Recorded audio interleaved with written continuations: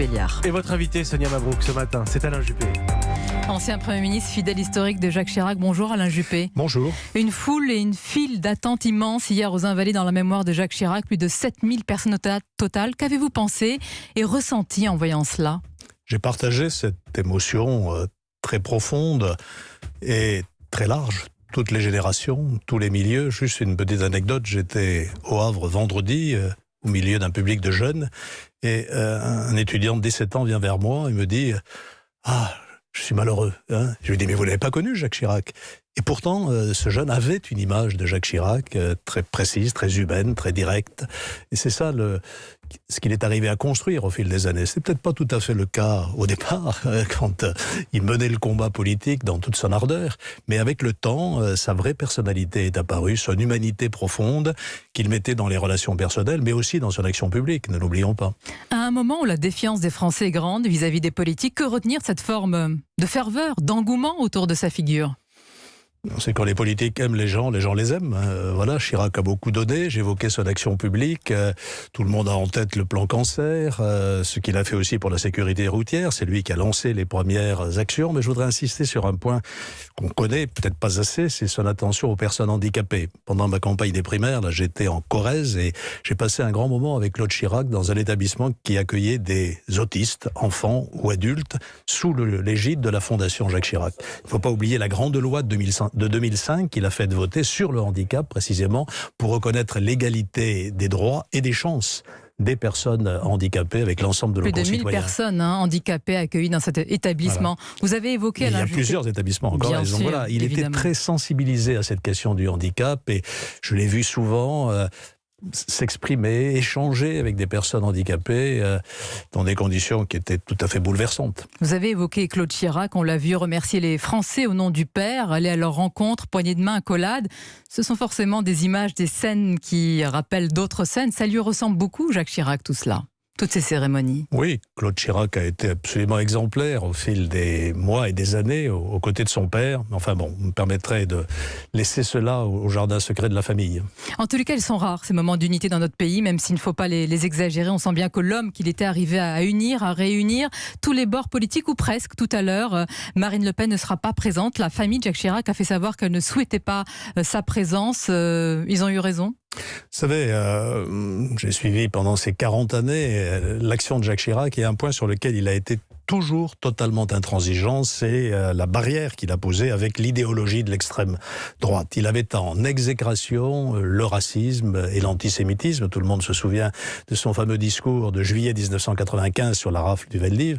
Et ça, c'était une de ses convictions profondes. Et donc, ça créait entre lui et le Front National une espèce d'incompatibilité, si je puis dire. Certes, mais ça veut dire qu'y compris dans les moments de deuil, de recueillement, de rassemblement, Alain Juppé, l'aspect politique, le combat politique est toujours présent. L'union n'est pas possible. Les valeurs politiques comptent. Toujours. Ce lundi est une journée de deuil national marquée par plusieurs temps forts à l'église Saint-Sulpice où vous trouverez tout à l'heure plusieurs dirigeants du monde entier seront là, dont Vladimir Poutine qui a très rapidement exprimé son émotion et décrit, je cite, un président sage et visionnaire. Les mots du leader russe ne sont pas anodins, comme s'il parlait d'une autre France, d'une nostalgie, d'une certaine politique étrangère de la France qui n'existe plus. C'est le cas ? J'ai mis en exergue un peu l'action de Jacques Chirac auprès des personnes les plus fragiles, mais je voudrais aussi souligner, vous avez raison de le faire, son action internationale qui a donné de la France une image forte. En Afrique, où il était presque adulé, si je puis dire, au Proche-Orient, on se souvient de sa position contre la guerre en Irak. Et effectivement, les mots de Poutine sont intéressants. Sage et visionnaire. Sage, Jacques Chirac a toujours préférer la paix à la guerre. C'est ce qu'on appelle aujourd'hui le multilatéralisme et c'est un des héritages de sa pensée politique, rechercher des solutions négociées plutôt que d'aller vers des affrontements. Et puis visionnaire, 2002, la maison brûle. Je voudrais souligner aussi qu'il ne s'est pas contenté de dire la maison brûle. Il a fait inscrire dans la Constitution française en 2004-2005 une charte de l'environnement qui en 10 articles fixe un certain nombre de droits, en particulier le principe de précaution. Si vous me précisez cela, Alain Juppé, ce matin sur Europe 1, c'est que vous n'avez pas envie de dire que Jacques Chirac c'est seulement des grands discours, parce que c'est ce qui est en train d'être dit depuis quelques jours. Oui, bien sûr, mais ça... C'est ce que vous entendez. Ne faisons pas d'illusions. Après le temps d'émotion viendra celui peut-être de la critique. C'est bien normal dans la vie politique. Mais il a agi et son œuvre est très importante.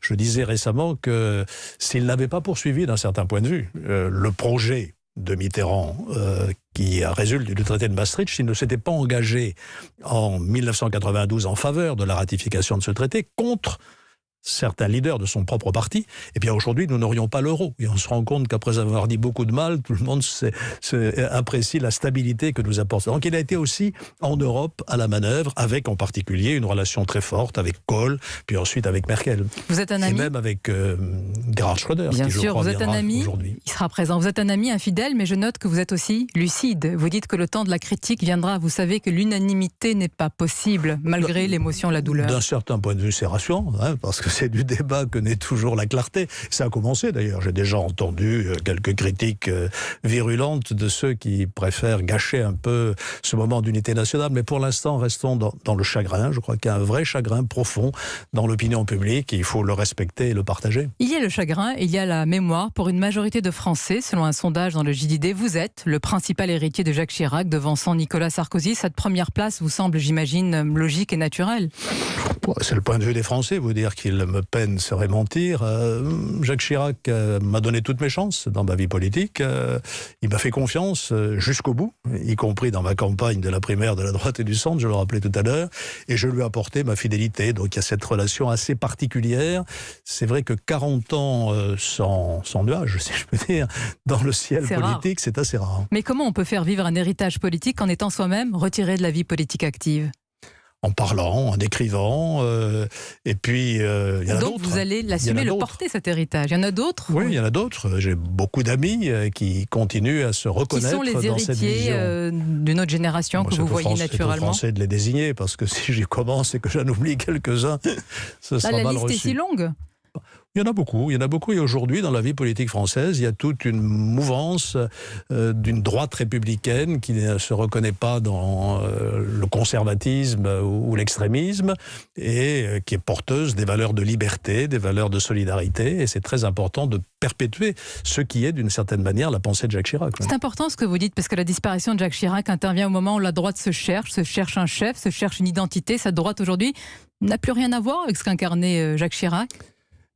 Elle s'est séparée, si je puis dire. Jacques Chirac aussi a été un rassembleur en politique. Il a d'abord rassemblé les gaullistes avec le RPR en 1976. Puis il a rassemblé la droite républicaine, c'est l'UMP. Une très belle aventure qui s'est achevée en 2012, hélas.